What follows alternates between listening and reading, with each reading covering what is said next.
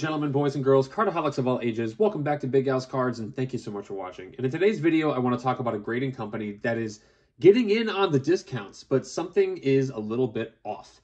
So before I get into that, just a quick reminder, check out the Loop app using my link in my description. It's a really fun way to break cards and buy cards, singles, wax, graded stuff. It's a really fun app. Using the link in my description and signing up will get you $10 off your first purchase. My first shipment from Loop should be coming any day now, and I'm really excited to show it off. So hope you guys check it out. So Beckett is getting in on the price discounts for their grading. So Beckett is, if I remember correctly, they are doing single grade grading submissions, a special for $18 per card.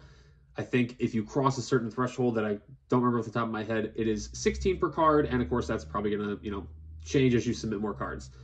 Which by itself, $18 per card for Beckett is a really great deal. However, note the keyword there is single grade. Beckett is known for being one of the very few grading companies that has subgrades. So to demonstrate that, I brought these two out. So obviously you see my Alexa Bliss PSA. It's like the pride and joy of my wrestling collection. They only get one grade, and that's just the PSA 10. With Beckett, on the other hand, this is my 2007 gold refractor Bowman Chrome Daisuke Matsuzaka rookie. This is numbered to 50. And yes, I know the Yankees fan has a Red Sox card. I really liked Daisuke Matsuzaka, and this was too good not to pass up. So if you'll notice up here, it's a Gem Mint 9.5, and the way that they also added centering is a 9.5, corners are a 9, edges a 9.5, and surface a 9.5. Doing a little averaging gives you 9.5. That's how it worked. Beckett, for the longest time, because of those subgrades, was the king of graded cards. From like when I started in this hobby in 2005, 2006, probably up until about 2019 or so, I would see a lot more cards graded with Beckett than I would PSA.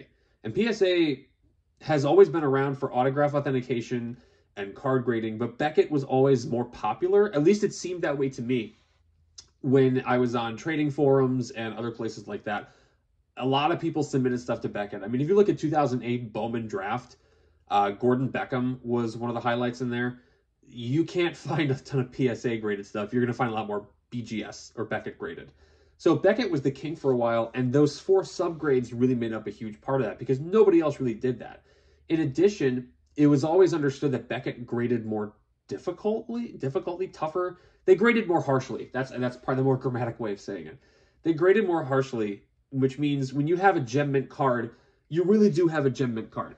Not that I'm complaining about my Alexa Bliss PSA 10, Pop 1 by the way, but I was shocked that it didn't get a 9 because of that back centering, right?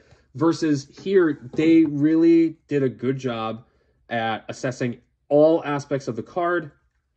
PSA does the holistic grade, which I get, but there are certain things that I would love to see, such as what would you actually have rated the corners? What would you have rated the surface? I think that would have made a whole lot more sense for PSA, and I hope they do that in the future. Even if it's just when they notify you that your card was graded, and they only put, so I got my Lesnar here. Even if they only notify me, hey, your Lesnar's graded, and they only put the 8 on the slab, I'd love to be able to log into my account and see, oh, the corners are this, or the centering was like a 7, so that's why I got an 8, or something to that effect. Beckett does a really good job with that. So to not include that in their pricing special, in my opinion, I really think they had a big misstep.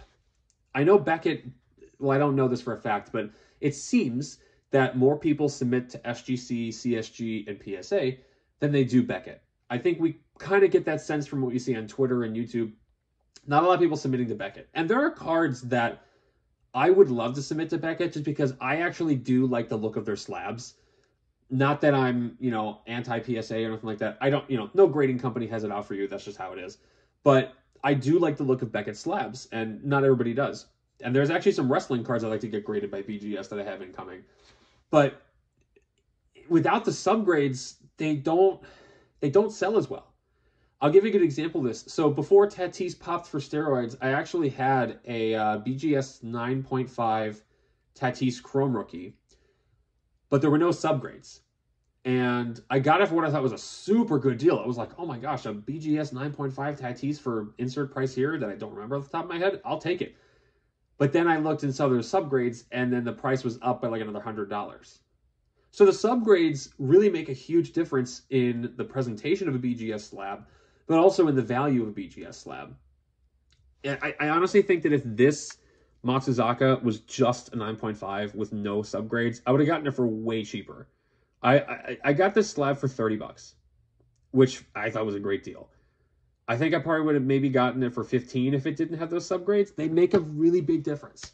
So for Beckett to not include that in their special is, in my opinion, a little bit short-sighted.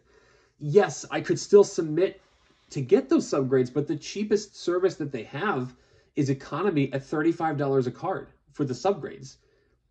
I don't know why I should pay that much.